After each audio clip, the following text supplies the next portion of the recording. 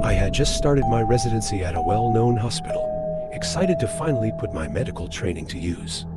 The hours were long, and the work was grueling, but I felt fulfilled. One night, I was assigned to the overnight shift on the ICU floor. It was my first time working that late, and I was eager to prove myself. Around AM, the ICU was eerily quiet, save for the beeping of monitors and the occasional shuffle of nurses.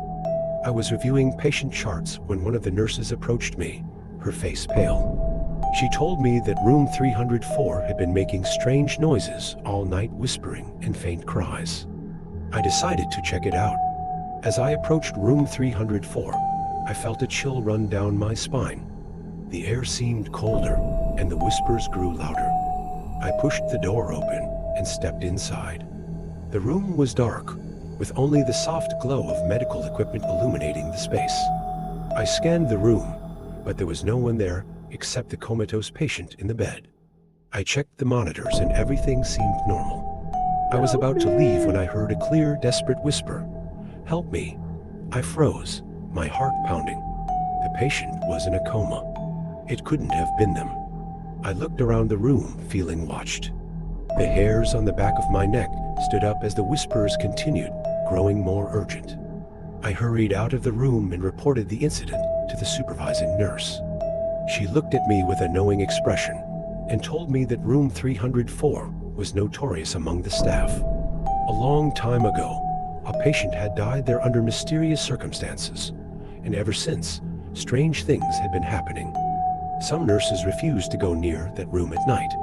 Determined to get to the bottom of it, I did some research. I found out that the patient who died in room 304 had been a young woman who was mistakenly declared dead by a doctor and taken to the morgue while she was still alive. She had died of hypothermia in the cold room, her cries for help unheard. Armed with this knowledge, I returned to room 304 the next night, determined to help the restless spirit. I brought a small, portable heater and placed it in the room, hoping to provide some warmth. I also whispered apologies, telling her that we knew what had happened and that I was sorry for her suffering. To my surprise, the whispers gradually faded and the room felt warmer.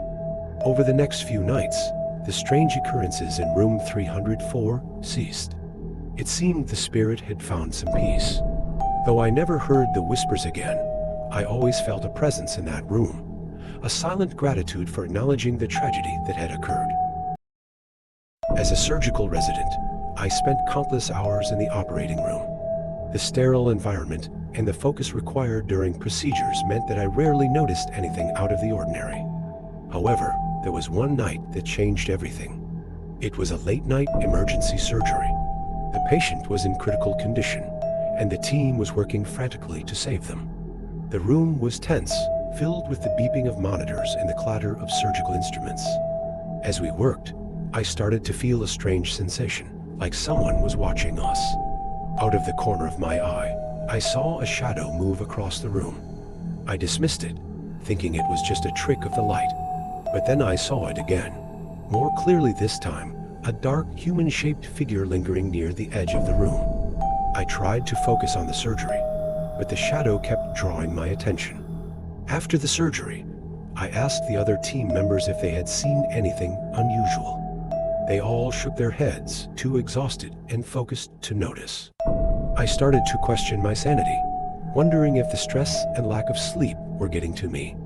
Over the next few weeks, I continued to see the shadow during late-night surgeries. It seemed to be watching, moving silently around the room. I began to dread the night shifts, knowing I would see the shadow again. I confided in a senior surgeon, who told me a chilling story. Years ago, a surgeon had died in that very operating room during a freak accident. He had been alone, working late on a patient, when a piece of equipment malfunctioned and electrocuted him. Since then, there had been reports of strange sightings and unexplained events in the OR. Determined to confront the shadow, I stayed late one night, waiting for it to appear. When it did, I spoke to it, acknowledging its presence and expressing my condolences for what had happened. The shadow seemed to hesitate, then slowly faded away. After that night, I never saw the shadow again.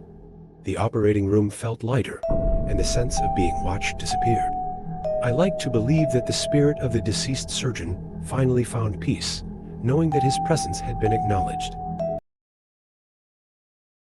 As a night nurse on the maternity ward, I was used to the sounds of crying babies and the hustle and bustle of new parents. The ward was usually a place of joy and new beginnings, but one particular night shifted that perception forever. It was a quiet night, with only a few mothers and their babies in the ward. Around midnight, I started hearing a soft lullaby echoing through the hallways.